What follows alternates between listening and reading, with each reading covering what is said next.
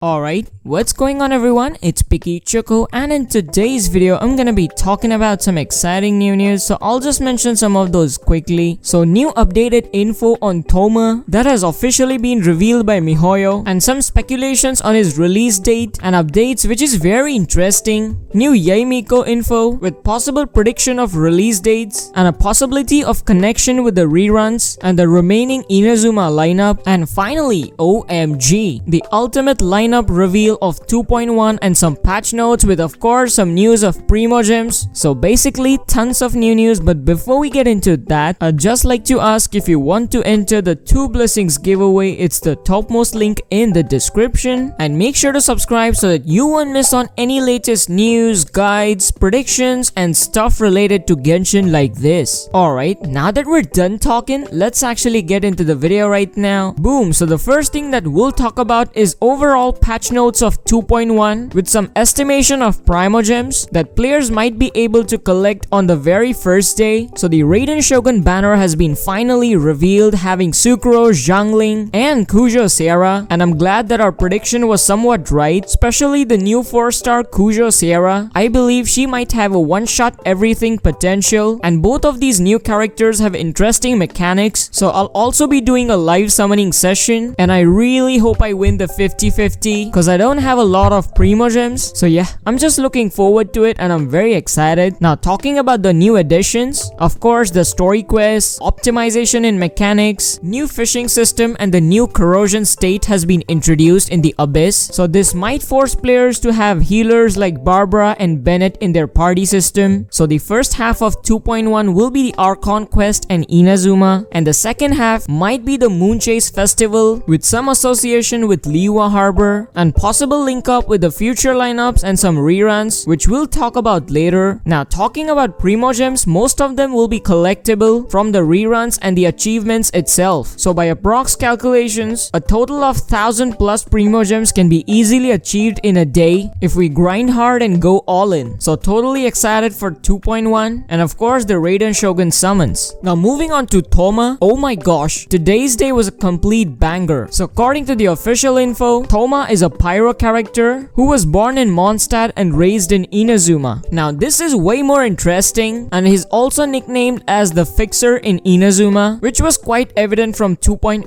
cutscenes. So overall his character model and designs look amazing. Now talking about the weapon, my prediction is he might be a polearm user, as if we take a look at the official pic, we might see it behind his head. So I'm very excited to see what kind of role does Thoma fulfill in a party system. Now talking about his release, there are 2 possibilities. So firstly, if he's a 5-star, he might pretty much appear in 2.2 or the further versions, as 2.1 is currently stacked up with BAAL and Kokumi as the 5-stars. And secondly, if in any way he's a 4-star, initially I thought he might have some chance of appearing in 2.1 along with Kokumi, but as per the official announcements, the second half of 2.1 might be associated with the Liyue Harbor and Moonchase festival, and the VAs also announced that 2.1 might be the last patch for the Archon quest. So considering the previous patch histories, when there are no Archon quests, the updates reward player with some rerun characters and some awesome Primo giving events. But unlike previous patches, the players have already been teased with some characters that might be playable in the upcoming future. So new characters like YAE,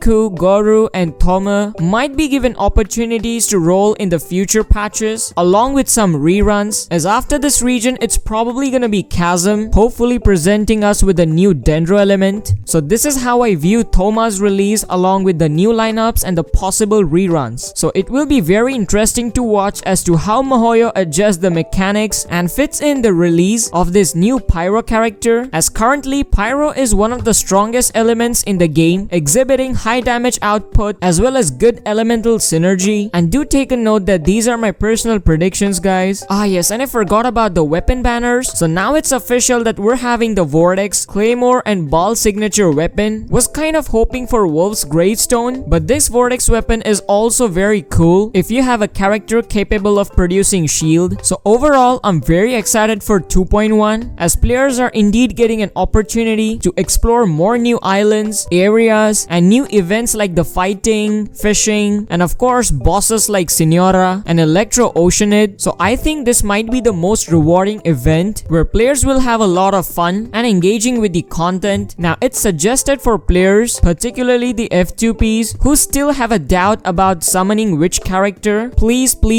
don't rush. Take your time. Don't summon early. Take feedback from your friends or other players. Until then, keep grinding for those Primo gems from the new patch and then decide what's best, as there's also a probability of new lineups or possible reruns. So that's basically it for today's video. Just thought I'll update y'all on the latest news about new 2.1 full patch notes with Primo gems, new official Thoma news and some predictions about his weapons and release dates, and a possible link up with YAE and the reruns, which everyone is excited about. So I hope this video was helpful, so make sure to subscribe so that you won't miss on any latest news and stuff on Genshin like this. As always, I'll see y'all in the next video with some interesting new news. Until then, stay safe and stay picky.